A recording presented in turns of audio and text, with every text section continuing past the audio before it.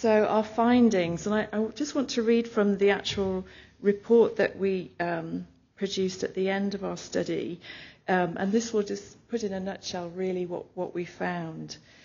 To quote one tutor, these students arrived dazed and horrified.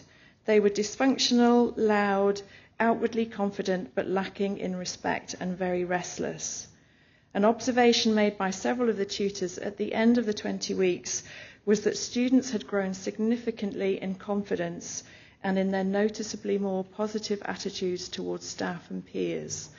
They were able to communicate their needs and had grown in stature. And I don't think we can underestimate just what it means to somebody if they can begin to understand what they're learning. And the embedded literacy and numeracy certainly does that. It gives them confidence, and they can begin to build on that. It gives them greater confidence with more complex learning. A senior tutor responsible for overseeing the transition of students from level 2 to 3. So all of our students, they did a 20-week level 2 course, and then they went on to a level 3, and they were integrated into our other classes. That they most needed help in the area of life skills, and that self-belief was key. They'd been given up on, and so they'd given up on themselves. Students were afraid to write anything down in the beginning for fear of making a mistake. And this, as well as difficulties with fine motor skills and concentration, had to be addressed by the tutors. So again, just simply holding a pen, being able to write, having the confidence to put something down on paper. Small classes with high tutor-to-student ratios gave tutors the opportunity and the time to do this. So we kept the classes very small. We just had 10 or 11 students in each one. Constant affirmation and encouragement by staff teams was required to build and maintain self-assurance, and a culture of positive reinforcement ensured that students continued to attend classes.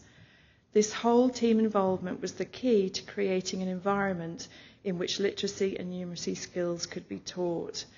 And one interesting thing we did find, a previous study had found that students engaged in their learning to a greater degree if they were given a large amount of autonomy in the classroom. So they directed their learning.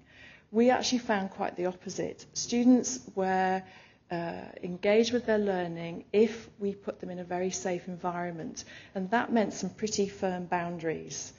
And teams working together, teams of tutors communicating on a regular basis, and effectively parenting the students. They got a row.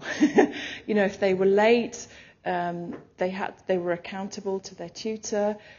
Tutors worked very hard at linking with the Youth Justice Department. Quite a few of our young people were involved with the courts, with Child, Youth and Family, also with parents or guardians if they were accessible. Some of our students, we had 2 who actually didn't have a home. They were sleeping rough, so finding housing for them. But then in the classroom, providing a very safe, very structured environment. And then I think that gave the students an opportunity to really learn, because they knew where the boundaries were set. Very straightforward, simple things like that. Okay, thank you. So where do we go from here? We found that team teaching really works.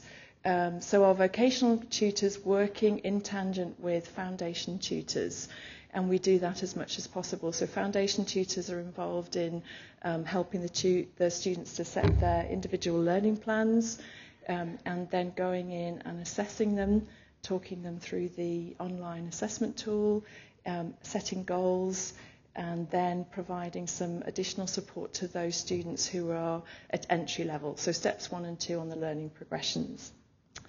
So we set clear goals for them, and then we have dedicated youth support in our student services team.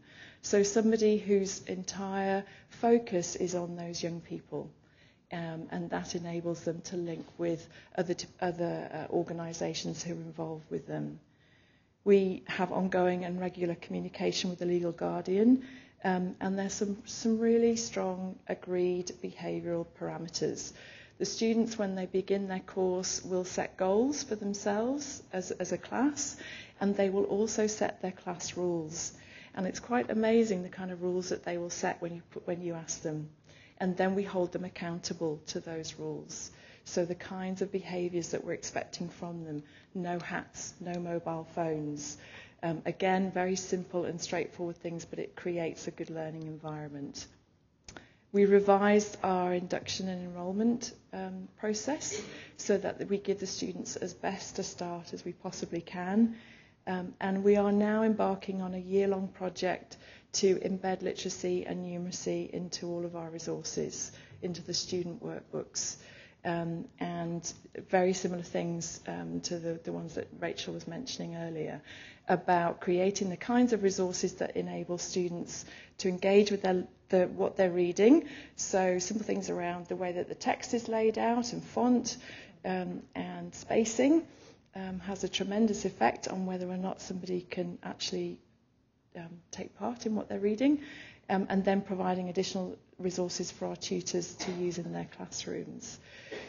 For us, it's been a real learning process.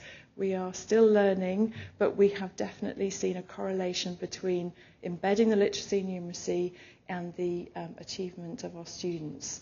And it's a shame that they can't be here to talk about that, but we've seen some wonderful stories come out.